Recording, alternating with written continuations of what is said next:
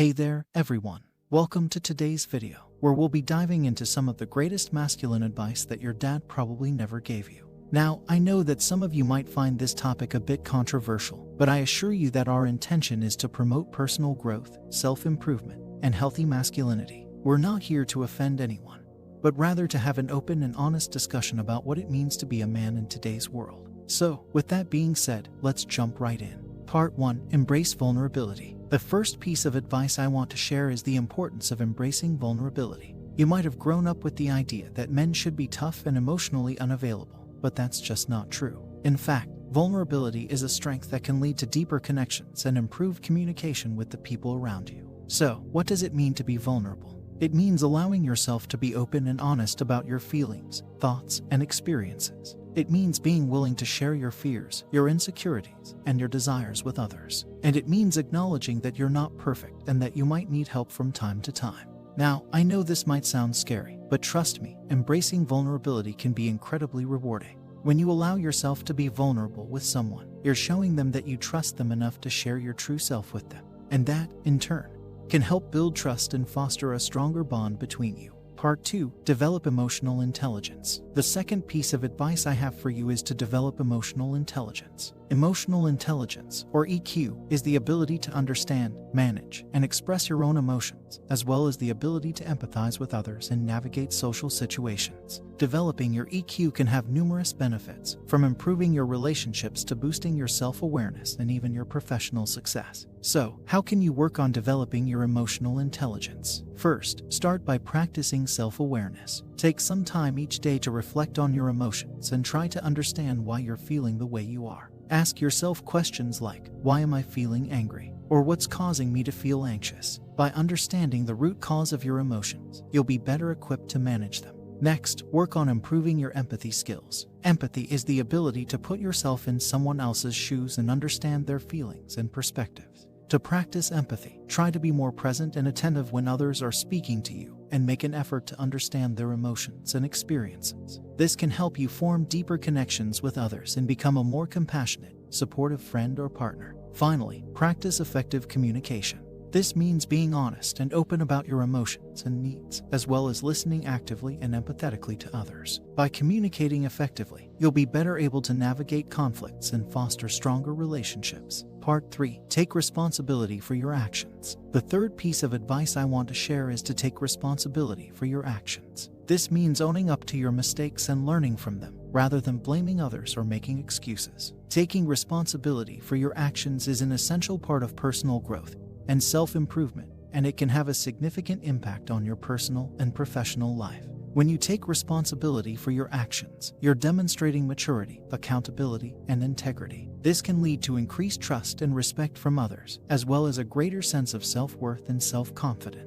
Plus, when you own up to your mistakes and learn from them, you're less likely to repeat them in the future, which can help you grow and become a better person overall. So, how can you practice taking responsibility for your actions? First, when you make a mistake or fail in some way, resist the urge to blame others or external circumstances.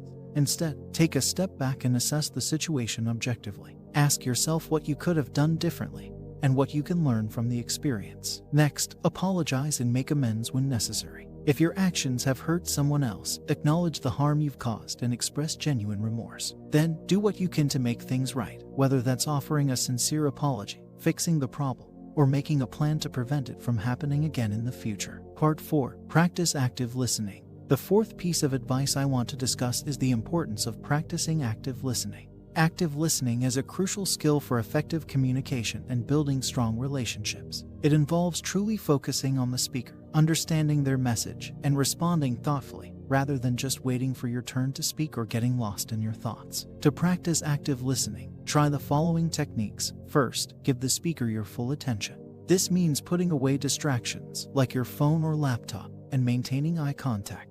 Next, use verbal and non-verbal cues to show you're engaged, such as nodding, making appropriate facial expressions, and using phrases like "I see" or "that's interesting." As the speaker shares their thoughts or experience, avoid interrupting or finishing their sentences. Instead, let them finish speaking before offering your own thoughts or asking questions. And when you do respond, make sure to ask open-ended questions that encourage further discussion and demonstrate your understanding of their perspective. By practicing active listening, you'll not only improve your communication skills but also foster deeper connections with others and become a more empathetic, supportive friend or partner. Part 5. Challenge traditional gender roles. The fifth piece of advice I want to share is to challenge traditional gender roles. Society often assigns certain expectations and behaviors to men and women based on their gender, which can be limiting and harmful. By questioning and redefining these roles, you can create a more equal and fulfilling relationship with your partner and also foster a healthier sense of self. Start by examining the gender roles and expectations that you've internalized over the years. Are there any beliefs or behaviors that you've adopted simply because that's what men are supposed to do?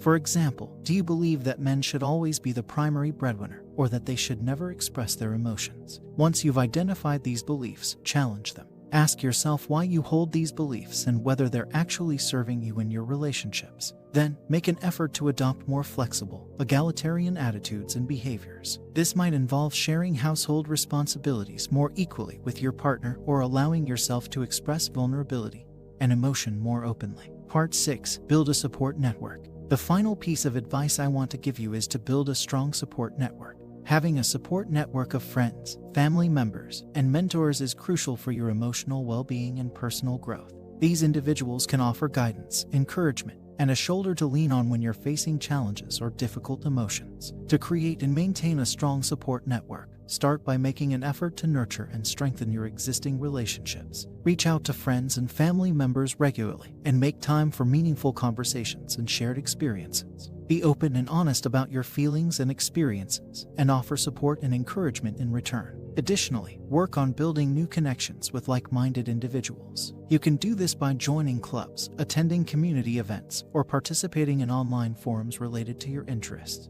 As you meet new people, focus on building deep, authentic connections rather than just accumulating a large number of acquaintances. Finally, don't be afraid to seek professional support if needed. Therapists, counselors, and coaches can offer valuable guidance and insights that can help you grow and navigate life's challenges more effectively. So, there you have it, 6 powerful pieces of masculine advice that your dad might not have given you. To recap, we've talked about embracing vulnerability, developing emotional intelligence, taking responsibility for your actions, practicing active listening, challenging traditional gender roles, and building a strong support network. By working on these areas of your life, you'll not only become a more well-rounded and emotionally healthy individual, but you'll also strengthen your relationships and pave the way for personal growth and self-improvement. I hope you've found this advice helpful, and that you're inspired to start implementing these changes in your life. Remember, true masculinity involves self-awareness, emotional intelligence, and respect for oneself and others. Thank you so much for watching this video. If you enjoyed it, please be sure to like, share, and subscribe to our channel. And, as always, we'd love to hear your thoughts in the comments below. What are some other pieces of masculine advice that you've found valuable in your life? Let's continue the conversation and support one another on this journey of personal growth. Thanks again, and we'll see you in the next video.